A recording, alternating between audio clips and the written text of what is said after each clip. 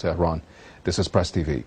While the world demands the international inquiry into the Israeli attack on the Gaza 8th Flotilla, Tel Aviv continues its defiance. Now, a new scandal breaks out as the Israeli military admits doctoring audio transmissions from the ships. Israel has dismissed an international inquiry into the deadly attack on the Gaza Freedom Flotilla. Israel has the ability and the right to investigate itself. Israel seems as defiant as ever, despite calls by traditional allies for the need for an international inquiry. We believe there should be an international presence at minimum. Even Israelis are calling for an external probe. On Sunday, a group of top Israeli Navy reserves officers publicly called for an external probe into the attack.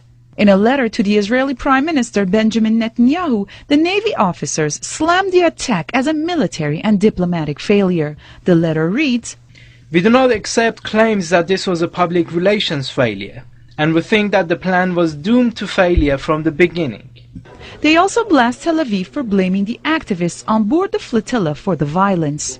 This demonstrates contempt for the responsibility that belongs principally to the hierarchy of commanders and those who approve the mission.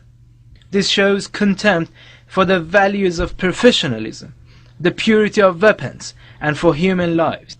Israel has for days blamed the activists for what happened on board the ships. The Israeli military had also put out an audio recording of a radio transmission between the Israeli Navy vessel and flotilla ships, painting the activists as anti-Semites. Destiny Y, this is Israeli Navy warship. Do you read me? Shut up. Go back to Auschwitz. Questions had been raised about the authenticity of the recording. And so on Sunday, the Israeli military admitted that it had doctored the audio footage.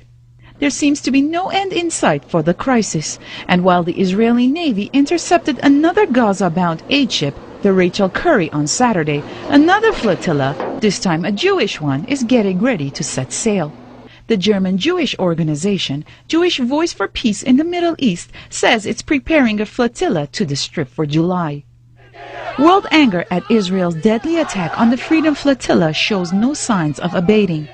As the international outrage continues, the question remains, will it be enough to stop Israeli atrocities? Or will Washington once again shield Tel Aviv from being held accountable?